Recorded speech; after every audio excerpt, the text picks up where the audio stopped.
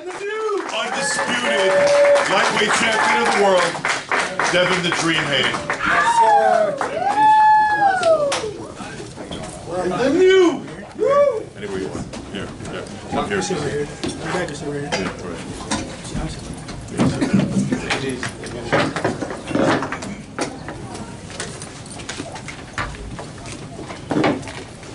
How's it feel, Devin? First off, I thank Allah. Alhamdulillah. Without Allah, there's none of this would have happened.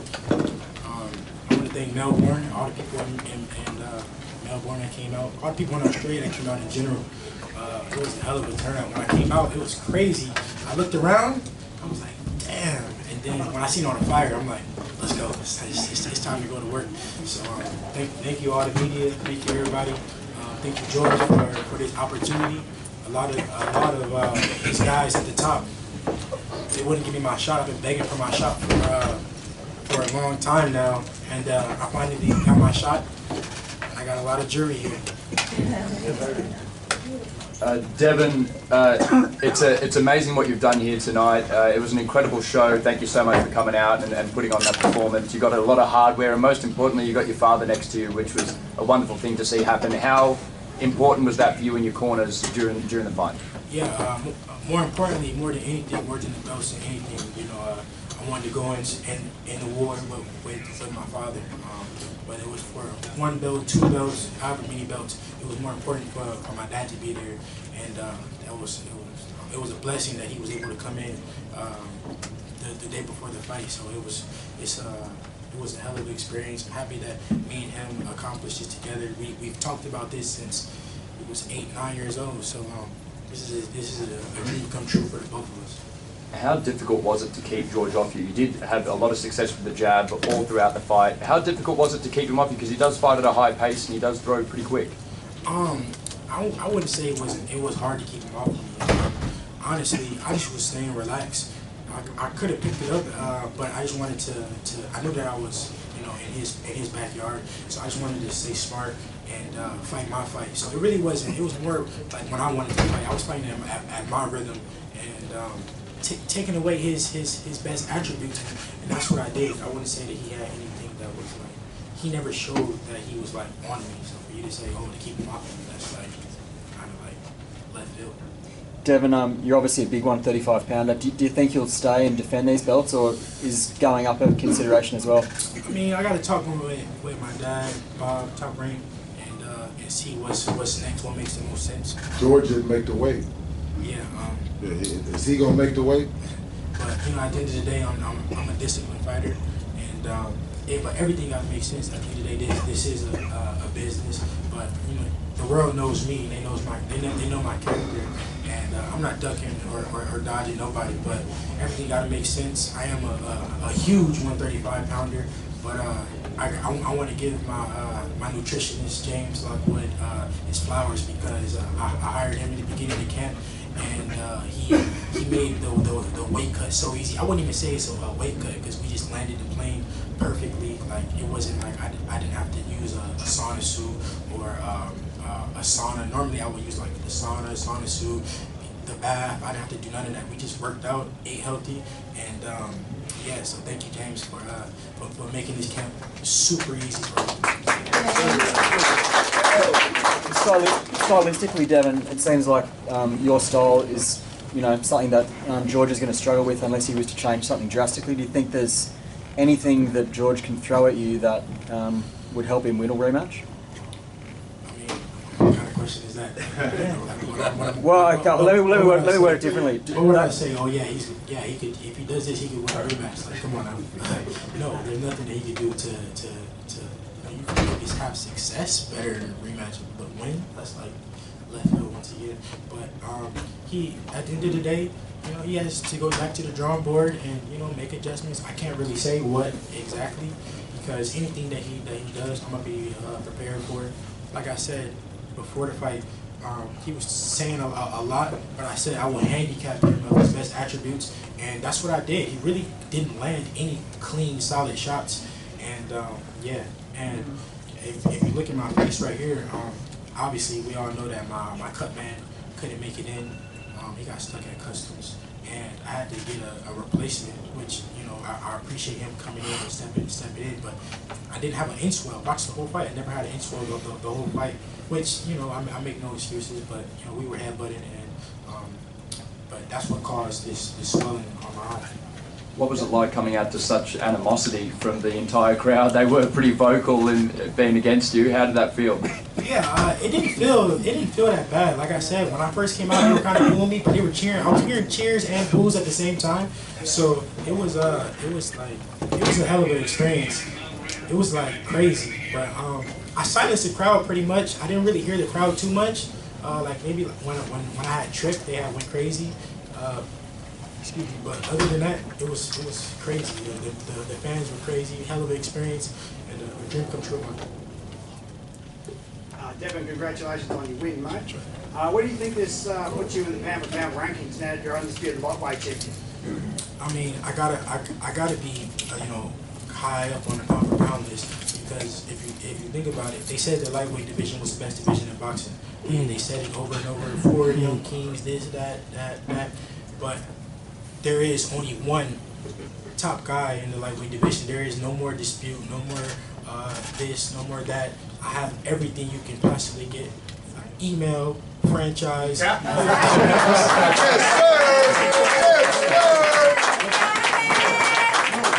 No, if you like it or not, I'm still the email champ and the franchise champ. Yeah, babe. And Bill, how does this feel for you, mate, being able to get to Australia and witness your son come undisputed champion? And welcome to the country, mate. It's amazing, man. God is good. God is the greatest. I didn't think that I was going to make it. Dev, he went and signed some things. Lou helped out. Bob. It was a team effort, you know, to make this event happen as a collective.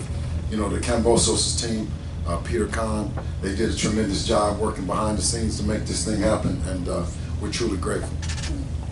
Question for both Bill and Devin back here. So that's Marcos.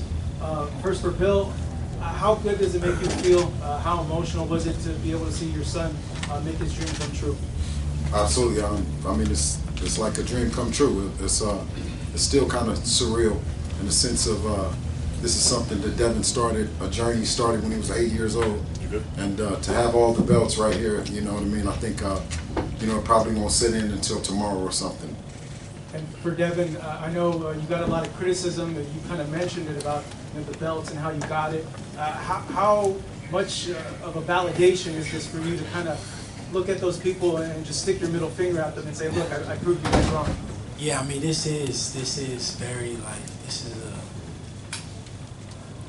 this is a great feeling that, you know, everybody that was doubting me, everybody that said this and that, they came up with this email champ thing, and now the email champ is the top dog, undisputed. Yes, sir. There's no dispute. You cannot dispute any title, but it comes after everything that I have here. So this is a dream come true, and I couldn't thank God enough for this. And yeah, it's fuck all them, like I said, because fuck them. I'm the top dog now. Yeah, babe.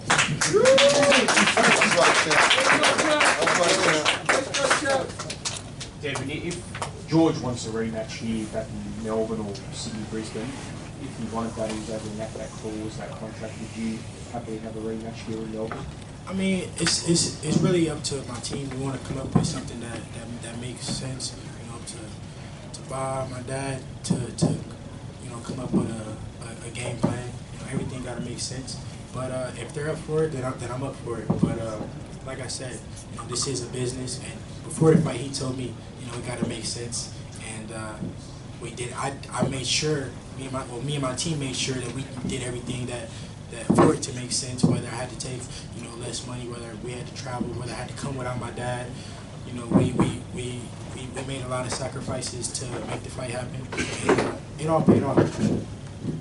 Devin, what about Loma? Is he on your horizon? Is he someone that you want to take down? Of course, you know, like I said, I will fight anybody. I am a true fighter. I will fight anybody.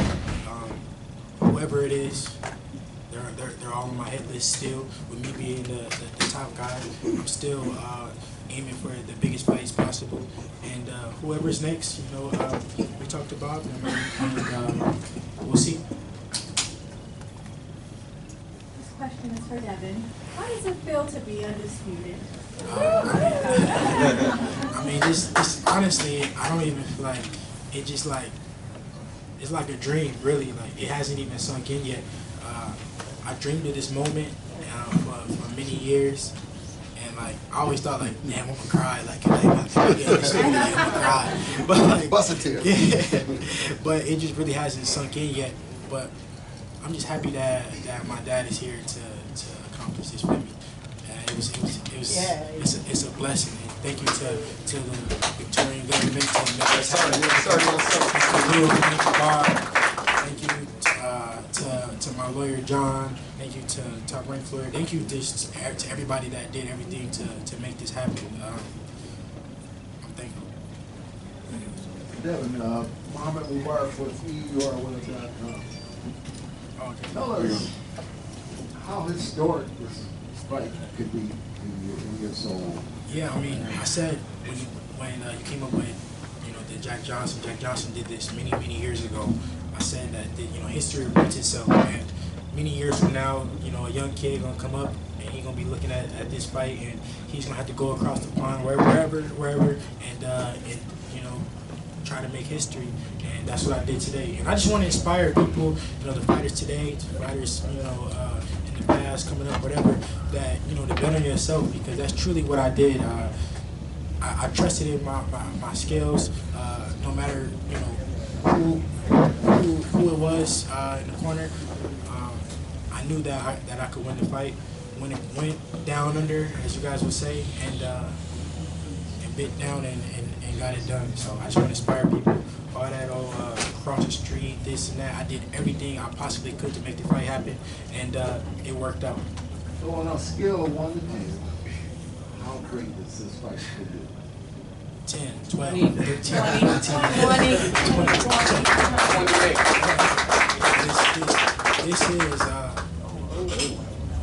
This is Spotlight, huge. babe, spotlight. This is huge for me, and man, it's like it's crazy because the world was saying so much about me, but my team believed in me. I believed in myself. I came up here with a group of soldiers that was ready to go to war by any means. Many things was happening, going on every day was something new, but my team believed in me. I believed in my team, and we understood it. Number 1. You want to be a great champion, you have to take chances, And a lot of people were sitting out there going, oh, he's disadvantaged and he's going to get screwed and whatever. He came here believing he was going to be a champion. And by the way, you also manifest your own destiny a little bit. I believe in karma. I mean, I don't think it's an accident that his dad's sitting next to him right now. He didn't know till Friday night that his dad was going to get him. You gave me the call, Lou. Tell the truth. You're right. Well, he didn't know till I called him, and that's unbelievable. And the fact that I really believe karma had a lot to do with it. This young guy over here got ice water in his veins. I mean, he came here to be champion, and look what he got in front of him. And Lou played a huge part in this, and it wouldn't have happened if it wasn't for Lou. So that's why as we go on, Lou is a part of the team, and we're all going to make a group effort and to see what's next. Stephen, I'm Joy. I am just so taken back.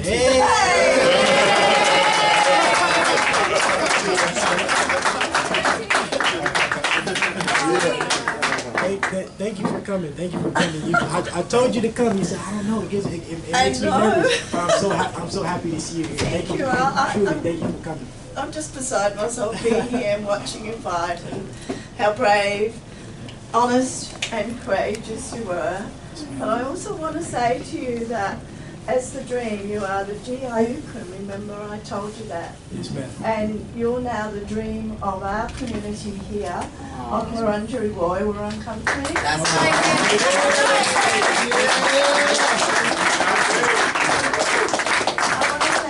you especially, for your request for welcome to country, and it looks great up there on the screen, and my family being involved and so forth. Having your dad here is just amazing. I'm so glad your mom, all your family. But you know, most of all, it's about who we as coloured people are. And you know, my heart was there for George as well tonight because he's done a great job for this country in getting our youth out there. But as you explained it to me, you know, that's the reason I'm here, is because you train to be professionals. You train to do what you do, and I realise all of that, but my heart was not in it until you asked me to come. And I'm just so proud to be here. Congratulations and much love to you.